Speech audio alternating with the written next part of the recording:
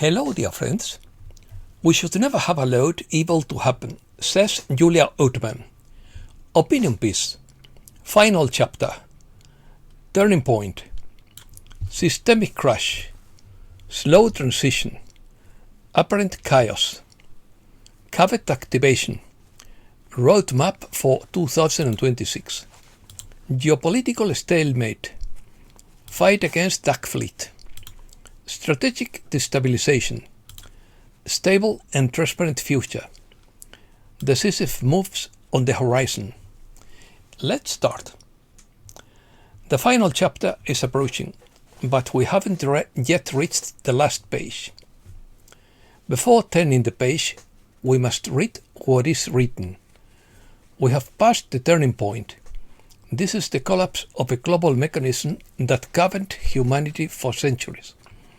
A portion of its infrastructure is crumbling every hour, according to the 17th letter. The scare event is not the end, but the darkest hour just before the Great Awakening. It adds, the global information war is marching toward its absolute climax for the precise execution of the legendary phrase, necessary scare event in quotes, in order to awaken the slumbering world population and trigger the controlled collapse of the old elite's civil system. The coalition is orchestrating behind the scenes the ultimate scenario, or backdrop, which is the imminent threat of a third world party. Current geopolitical events are the exact pieces of the puzzle at this calculated turning point. This coordinated scenario serves as a scare event within the coalition's plan. It creates the illusion of a total loss of control to trigger a systemic global crash. The resulting panic across international markets will seal the unstoppable collapse of the central bank debt-fiat monetary system. This is a controlled demolition of the old world, where humanity is brought to the brink of the abyss so that it understands the ultimate need for direct divine intervention to fix the world. The apparent chaos is actually the precise execution of an unconventional struggle guided by the laws of warfare. The coalition will only intervene when the old world holds its breath for a fear of a global conflagration. The systemic crash and geopolitical gridlock set the stage for the transition with the clash of the old order and the activation of the global emergency transmission system, with the activation of the GSR program and the quantum financial system in primary banking, because it is already activated in secondary banking. System failure. The central power structure of the elite remains intact, but it is rapidly losing ground. This is not just a physical collapse. These are zones of energetic, digital, and mental warfare that are crumbling from within. Underground cities still exist in remote regions like the South Pole, the Urals, and the Pacific Basin, but their nodes are failing. Their tunnels are collapsing, and their command systems are fracturing. Strategic destabilisation is underway. It's not yet about total eradication, but rather about stifling all the mechanisms on which it relies. Sources confirm that 47 underground bunkers and centers of the dark side have been neutralized in recent weeks. These are not primitive shelters, but subterranean cities, controlled by artificial intelligence systems, protected by electromagnetic barriers, powered by plasma networks, and hidden beneath public spaces. Some of these sites were centuries old and operated beneath cities, airports, and national parks. They were preparing for a future without us, and now those plans are just dust. Resolving the Iranian conflict would pave the way for Iran to participate in a global financial reset backed by gold and other assets, involving 209 nations. This would explain why the new Iranian real exchange rates were already appearing on the back screens of the exchange centers. No country could participate in the reset if it were at war with another country. No one has access to the exact information about when Level 4B will be notified to Internet groups in order to schedule exchange and redemption appointments. That decision rests with one or two people. We only know that the notification will occur at the same time as the activation of the EBS during the 10-day blackout period. What the tax side wanted to impose is a global digital currency backed by gold, but only they would possess the gold. Those who participated in the Great Reset would be subject to the attack rules and would be told not only how to spend their money, but also how to live and what to think. Internal struggle. The elite has begun to fragment through an internal struggle. New information confirms that they are facing off factions of the dark side are vying for control without a central command, and infighting has erupted among them before the final attack. In Switzerland, a Rothschild agent was found dead, likely killed by rebel technocrats over the collapse of cryptocurrency networks. In Belgium, a meeting of European banking elites turned violent, with access disks destroyed on site. In the United Arab Emirates, two figures linked to international trade have disappeared after escape routes were sabotaged. The Vatican raid files reveal shocking information. Records of lineage frequencies that trace spiritual signatures and quantum etheric maps that reveal energy manipulation through religious monuments. The Vatican was not just a religion, but a frequency control center that synchronized global consciousness in a synthetic matrix. Now that network is being restored to its natural state. Activation. The quantum financial system QFS is already active, but hidden in secondary banking, not primary banking. It is operational in classified test zones in Eastern Europe, Southeast Asia, and South America. The elite's gold reserves have been converted into assets for the citizens. Biometric access cards have been distributed to agents and select citizens. Central bank records have been wiped, thus eliminating the foundations of debt slavery. They claim the GISERA program is not officially recognized. So, why are central banks collapsing? Why are dozens of nations holding gold and silver? Because the reset is underway. This program is a global restructuring that nullifies corrupt governments, circumvents banking cartels, and replaces monetary fraud with asset-backed truth.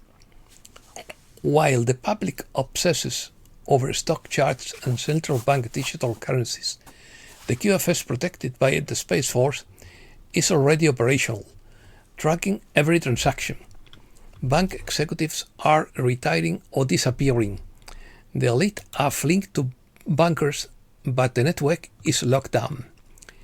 Lineages. Not many people know that only 333 people governed the world. The British aristocracy established the Committee of 300 in 1727, an international council that determines politics, economics, banking, and the media.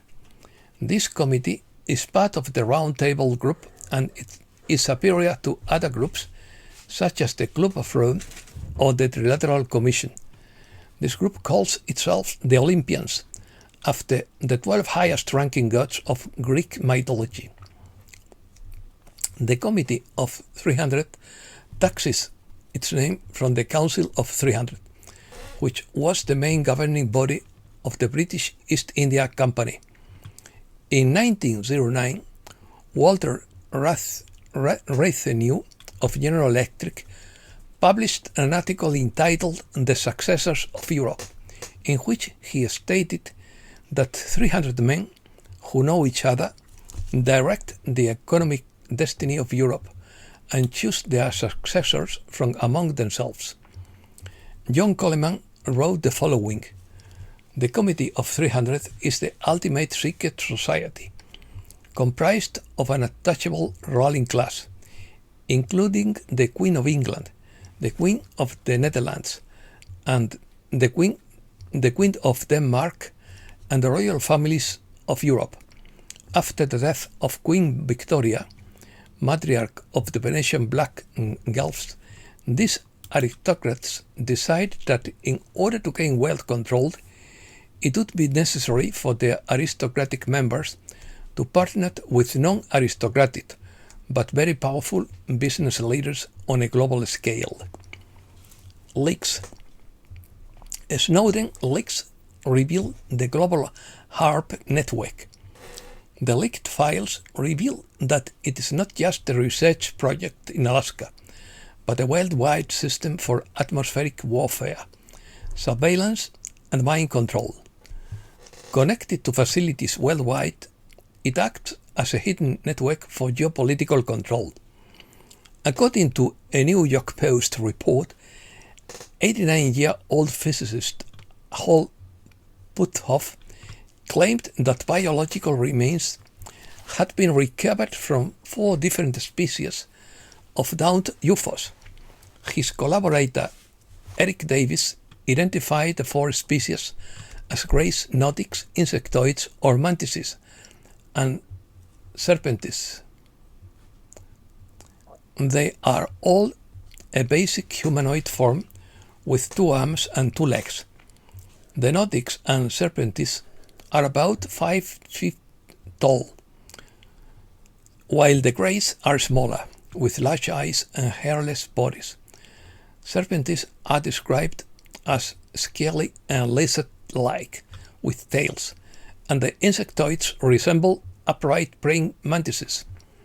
Former intelligence officer David Grush testified before Congress in 2023 that the U.S. possesses non-human biological material recovered from various UFO crash sites.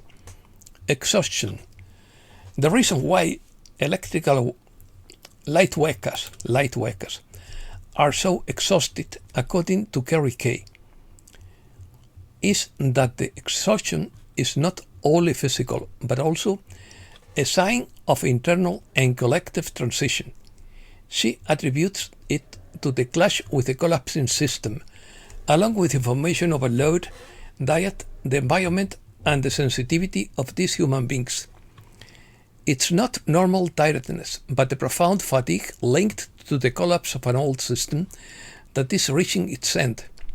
Many people feel anxiety, emotional weight, and exhaustion because they are perceiving the collapse of that reality on a bodily level before they can understand it mentally. The brain is not designed to digest that energy, while the body could integrate it better if the person stops resisting and learns to receive the light. Reset news. Decisive movements are coming, according to Proletario. The dark side is fueling fears of economic collapse, but sovereignists are in control, according to the X-22 report. NASA is building a lunar base at the moon's south pole and has signed contracts for landers, rovers, and drones. The first crewed lunar landing is planned for 2028 as part of the Artemis program. The Storm Rider analyzes various claims about extraterrestrials, hybrids, and secret operations. He suggests that these entities have been present among humans for centuries and highlights the upcoming revelation about advanced healing technology. The CIA hired an artist to spy on the Selenites on the moon, and he found them. Ingo Swann claims to have seen strange beings and technology on the moon. He described gigantic towers, roads, machines, and humanoid beings working on the far side of the moon. They looked human, they sensed him, and they knew perfectly well that he was watching them. Rob Cunningham foresees a decentralized system of value exchange and a return to sovereignty, heralding a transformative era for humanity. In his view, decentralized and transparent value exchange will become a global phenomenon, with a new operating system replacing opaque central banking and institutional control through mutual consent and accountability.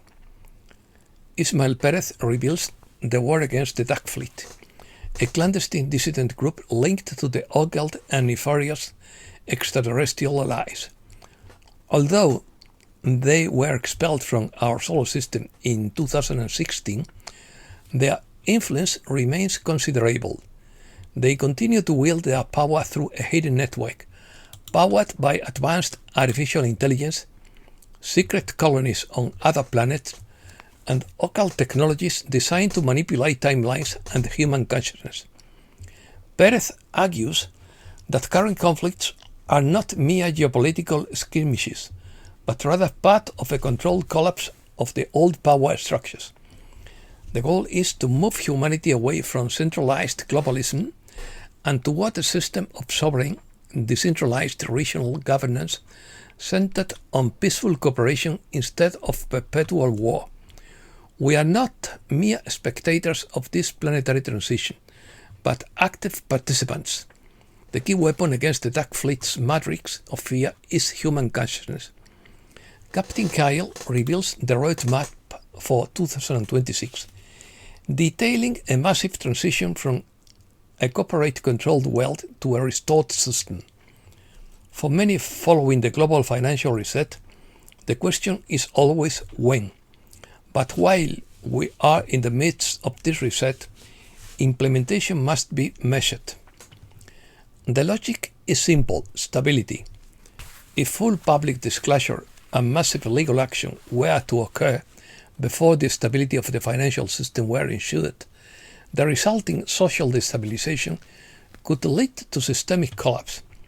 By restoring financial fundamentals first, the transition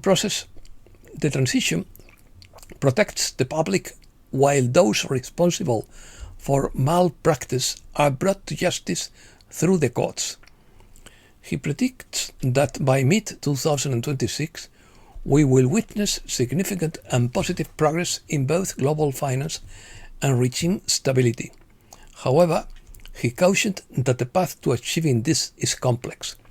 The slow transition is not a sign of weakness, but a tactical necessity to ensure that when the old system falls, a new, fair and effective system is ready to take its place.